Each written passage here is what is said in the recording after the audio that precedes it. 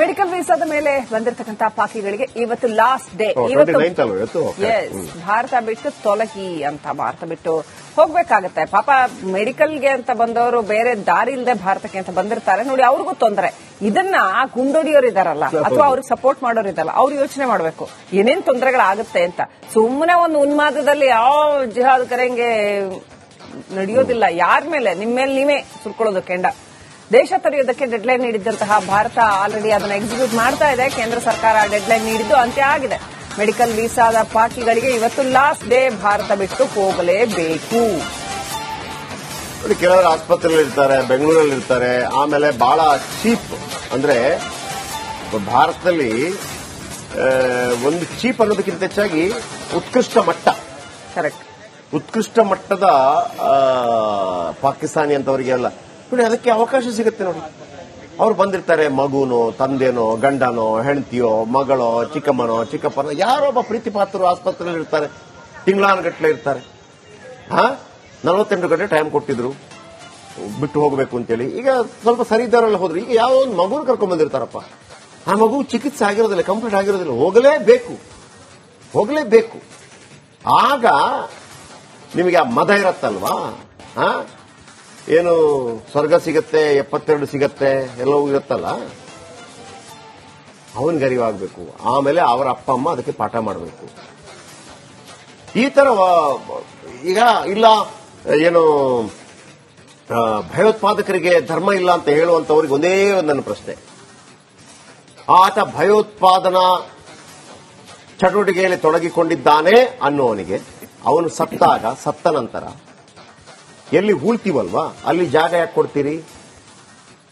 ಚರಂಡಿಗಾಕಿ ಕೊಡ್ತಿರ್ತಾನೆ ಜಾಗ. ಅವನಿಗೆ ಧರ್ಮ ಇಲ್ಲ ಅಂತ ಅಂದ್ಬಿಟ್ಟು ಧರ್ಮದ ಜಾಗಲ್ಲೇ ಜಾಗ ಕೊಡ್ತಿರ್ತಾನೆ. ಖಬರ್ಸ್ಥಾನದಲ್ಲಿ ಜಾಗ ಕೊಡಬೇಡಿ, ಖಬರ್ಸ್ಥಾನದಲ್ಲಿ ಜಾಗ ಅವನಿಗೆ ಇಲ್ಲ ಅಂತ ಹೇಳಿ. ಅದು ಅವನು ನಮ್ಮ ಯಾರು ಟೆರರಿಸ್ಟ್ ಆಗಿರ್ತಾನೆ ಅವನಿಗೆ ನಮ್ಮ ಪ್ರಾರ್ಥನಾ ಜಾಗದಲ್ಲಿ ಪ್ರಾರ್ಥನೆ ಮಾಡೋದಕ್ಕೆ ಅವಕಾಶ ಇಲ್ಲ ಅಂತ ಮಾಡಿ ನೋಡೋಣ, ಬಹಿಷ್ಕಾರ ಹಾಕಿ ನೋಡೋಣ ಅಂತವ್ರಿಗೆ. ಅದಾಗಲ್ಲ.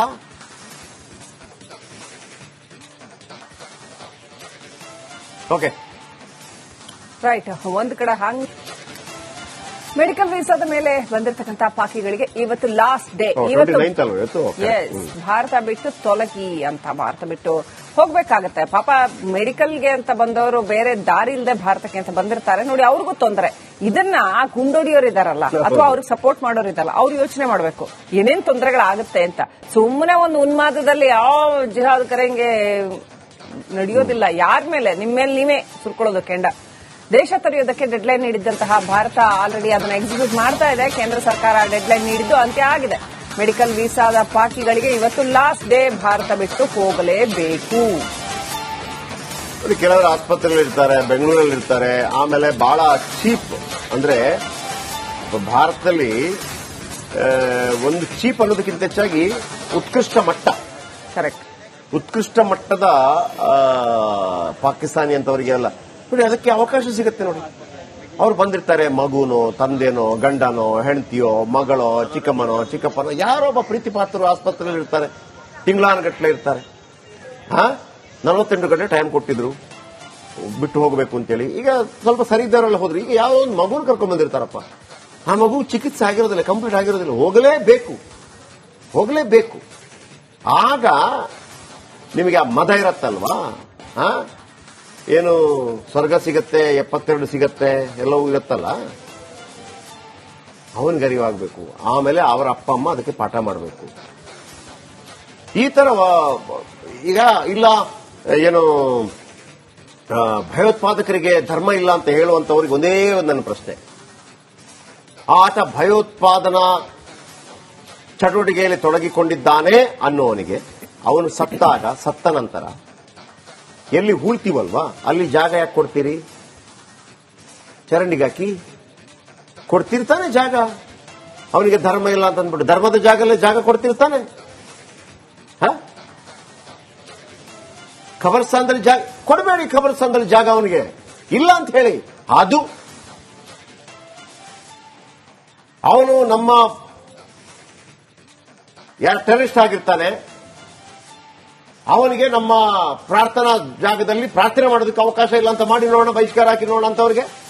ಅದಾಗಲ್ಲ.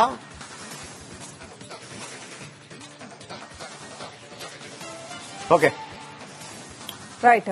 ಒಂದ್ ಕಡೆ ಮೆಡಿಕಲ್ ವೀಸಾದ ಮೇಲೆ ಬಂದಿರತಕ್ಕಂತ ಪಾಕಿಗಳಿಗೆ ಇವತ್ತು ಲಾಸ್ಟ್ ಡೇ. ಇವತ್ತು ಭಾರತ ಬಿಟ್ಟು ತೊಲಗಿ ಅಂತ, ಭಾರತ ಬಿಟ್ಟು ಹೋಗ್ಬೇಕಾಗತ್ತೆ. ಪಾಪ ಮೆಡಿಕಲ್ಗೆ ಅಂತ ಬಂದವರು ಬೇರೆ ದಾರಿ ಇಲ್ಲದೆ ಭಾರತಕ್ಕೆ ಅಂತ ಬಂದಿರ್ತಾರೆ ನೋಡಿ, ಅವ್ರಿಗೂ ತೊಂದರೆ. ಇದನ್ನ ಗುಂಡೊಡಿಯೋರು ಇದಾರಲ್ಲ, ಅಥವಾ ಅವ್ರಿಗೆ ಸಪೋರ್ಟ್ ಮಾಡೋರು ಇದಾರಲ್ಲ, ಅವ್ರು ಯೋಚನೆ ಮಾಡಬೇಕು ಏನೇನ್ ತೊಂದರೆಗಳಾಗುತ್ತೆ ಅಂತ. ಸುಮ್ಮನೆ ಒಂದು ಉನ್ಮಾದದಲ್ಲಿ ಯಾವ ಜಿಹಾದ್ ಕರೆಂಗೆ ನಡೆಯೋದಿಲ್ಲ. ಯಾರ ಮೇಲೆ? ನಿಮ್ಮ ಮೇಲೆ ನೀವೇ ಸುರ್ಕೊಳ್ಳೋದು ಕೆಂಡ. ದೇಶ ತೊರೆಯೋದಕ್ಕೆ ಡೆಡ್ಲೈನ್ ನೀಡಿದ್ದಂತಹ ಭಾರತ ಆಲ್ರೆಡಿ ಅದನ್ನು ಎಕ್ಸಿಕ್ಯೂಟ್ ಮಾಡ್ತಾ ಇದೆ. ಕೇಂದ್ರ ಸರ್ಕಾರ ಡೆಡ್ಲೈನ್ ನೀಡಿದ್ದು ಅಂತ್ಯ ಆಗಿದೆ. ಮೆಡಿಕಲ್ ವೀಸಾದ ಪಾಕಿಗಳಿಗೆ ಇವತ್ತು ಲಾಸ್ಟ್ ಡೇ. ಭಾರತ ಬಿಟ್ಟು ಹೋಗಲೇಬೇಕು. ಕೆಲವರು ಆಸ್ಪತ್ರೆಯಲ್ಲಿ ಇರ್ತಾರೆ, ಬೆಂಗಳೂರಲ್ಲಿ ಇರ್ತಾರೆ. ಆಮೇಲೆ ಬಹಳ ಚೀಪ್, ಅಂದ್ರೆ ಭಾರತದಲ್ಲಿ ಒಂದು ಚೀಪ್ ಅನ್ನೋದಕ್ಕಿಂತ ಹೆಚ್ಚಾಗಿ ಉತ್ಕೃಷ್ಟ ಮಟ್ಟ, ಕರೆಕ್ಟ್, ಉತ್ಕೃಷ್ಟ ಮಟ್ಟದ ಪಾಕಿಸ್ತಾನಿ ಅಂತವರಿಗೆ ಅಲ್ಲ ನೋಡಿ, ಅದಕ್ಕೆ ಅವಕಾಶ ಸಿಗುತ್ತೆ ನೋಡಿ.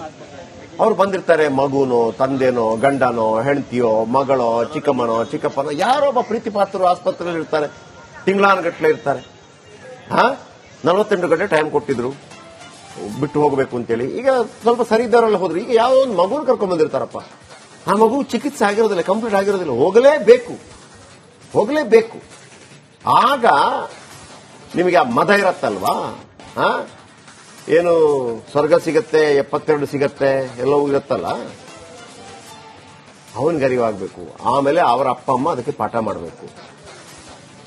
ಈ ತರ ಈಗ ಇಲ್ಲ ಏನು ಭಯೋತ್ಪಾದಕರಿಗೆ ಧರ್ಮ ಇಲ್ಲ ಅಂತ ಹೇಳುವಂತವ್ರಿಗೆ ಒಂದೇ ಒಂದು ನನ್ನ ಪ್ರಶ್ನೆ.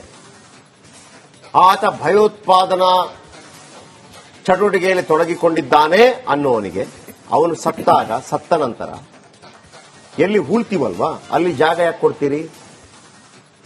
ಚರಂಡಿಗಾಕಿ ಕೊಡ್ತಿರ್ತಾನೆ ಜಾಗ. ಅವನಿಗೆ ಧರ್ಮ ಇಲ್ಲ ಅಂತ ಅಂದ್ಬಿಟ್ಟು ಧರ್ಮದ ಜಾಗಲ್ಲೇ ಜಾಗ ಕೊಡ್ತಿರ್ತಾನೆ.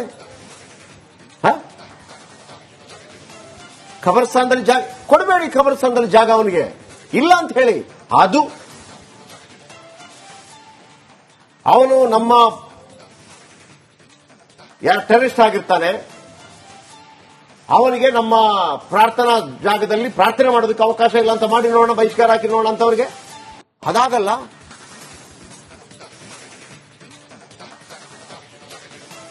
Okay, right. ಒಂದ್ ಕಡೆ ಮೆಡಿಕಲ್ ವೀಸಾದ ಮೇಲೆ ಬಂದಿರತಕ್ಕಂತ ಪಾಕಿಗಳಿಗೆ ಇವತ್ತು ಲಾಸ್ಟ್ ಡೇ. ಇವತ್ತು ಭಾರತ ಬಿಟ್ಟು ತೊಲಗಿ ಅಂತ, ಭಾರತ ಬಿಟ್ಟು ಹೋಗ್ಬೇಕಾಗತ್ತೆ. ಪಾಪ ಮೆಡಿಕಲ್ಗೆ ಅಂತ ಬಂದವರು ಬೇರೆ ದಾರಿ ಇಲ್ಲದೆ ಭಾರತಕ್ಕೆ ಅಂತ ಬಂದಿರ್ತಾರೆ ನೋಡಿ, ಅವ್ರಿಗೂ ತೊಂದರೆ.